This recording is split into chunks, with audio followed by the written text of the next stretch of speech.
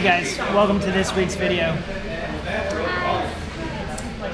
We had a meeting right before this at a coffee shop, and then we came over to View's Kitchen for lunch. But we're gonna go make this video outside on the picnic table. Let's cut to that.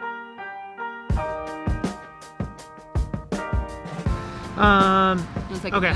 Hey y'all. How do you start this one, Will? I don't know. We were gonna make a whole video that we'll make like next week maybe. Yeah. About like nonprofit board growth and strategy. Stuff that sounds boring, but I actually He thinks it's fun and it's educational. Yeah. But honestly, and everything happened yesterday with the Breonna Taylor case. Yeah. Yeah, and we just wanted to talk about that and process that together. Yeah. So, Shayna, how are you? I'm okay. I really hope I don't start crying. It's weird. I think it's emotional, right? It's like I was telling people on Instagram, I was driving afterwards, like at night. I went to go get some dinner because I don't cook. And like by my house are these blue emergency signs. I live downtown, so they have them sometimes for like homeless people or if it's a phone or whatever. And I forgot it was there, and I was driving and I saw it and I like tensed up. Like it just happened. And so then when I realized what was going on, I was just like, that's just not okay. Like it felt very visceral, and if I'm not careful, like you start being fearful or start you know, putting yourself in situations that you're not even in. You know, you're at home minding your own business by yourself, and then all these thoughts kind of pop in like, you know, I don't know, the enemy can really can use that as a place to instill like fear, but also it just feels like a little overwhelming, you know. And so our students, we have class on Tuesday, Wednesday, Thursday. Yesterday was a Wednesday, and so we had 2 classes yesterday, and of course that was the conversation of highs and lows. And so and to unpack that, what we mean highs and lows, the class always starts with kind of like a how are you this week, you know, just a check-in, because there's no such thing as starting a small business without having your heart in it. And so they talk about what was great in their week, they talk about what was low in their week, and sometimes it looks like, you know, parenting or not getting customer counts or being sick or having a death in the family. And so obviously we have a lot of those corona conversations about people getting corona, kids going to school, like that's usually the topic. But yesterday a lot of people from both of my classes had feelings about that. And so our facilitators really had to, on the fly, we couldn't train them, we didn't know that was going to happen, had to be able to understand, had to make space and time to talk about it, but then also had to like find a way to push forward with the curriculum, which felt a little weird, right? All the time you're balancing this idea of like living your life and doing your job and walking around wounded, and so many people today are like having to be at work and just be like ha ha, and you just don't feel that way. You want a moment of collective lament. Like we need national bereavement for so many reasons. I had this question today from a friend of mine, a white gentleman. Here we go. The lens is dirty. Sorry, y'all. I don't know if I made it. Made it worse? Yeah, made it worse. All right, I think we're good. And he asked me this question. He's like, "Hey, help me understand all the heartbreak over this." And what he meant was that like if he hears about some bad thing happening to a white family, he doesn't naturally feel like this sense of I'm just like them, they're with me, right?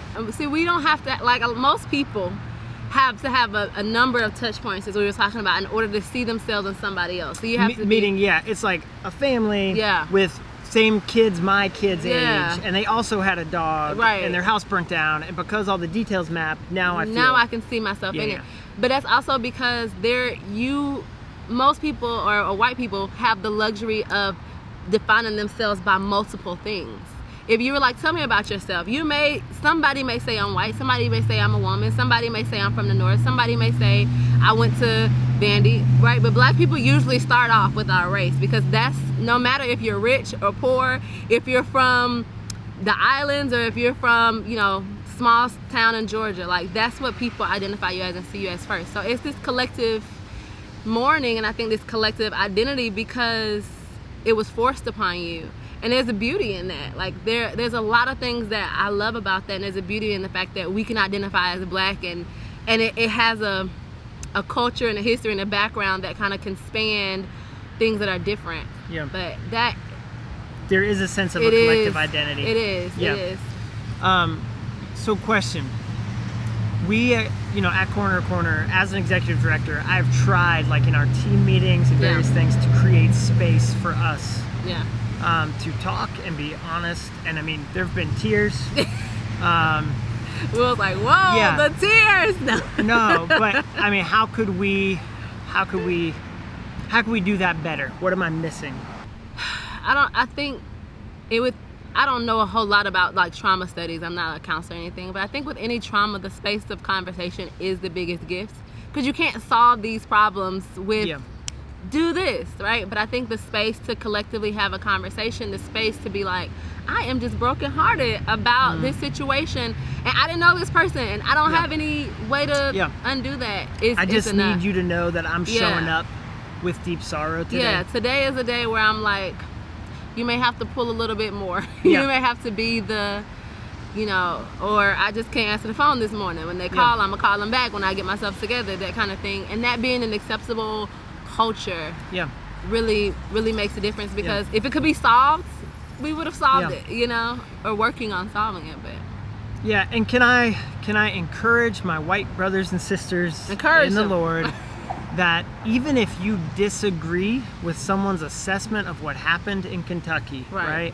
Have some empathy, have some compassion, enter into somebody else's sorrow with a listening ear, rather than like a debate and you're ready to arm wrestle about something, right? That is, I just want to encourage you, don't be that guy or girl. And people have, even especially people I've met through Corner to Corner, have texted me or they commented on my Facebook or whatever, and just been like, we love you, we're so sorry. And they may not be sorry about what happened, but I think how things impacts people matters. And so they had a lot of people have reached out and just said, I can tell that you're brokenhearted about this. I'm sorry about that.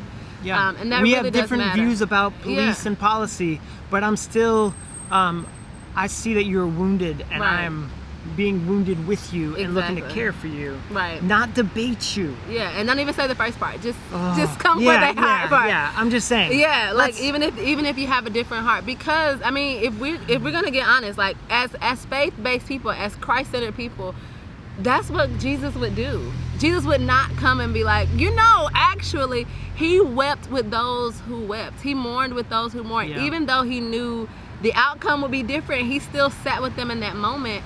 And if you don't have the capacity to do that, then I think that also is okay, but silence is also helpful.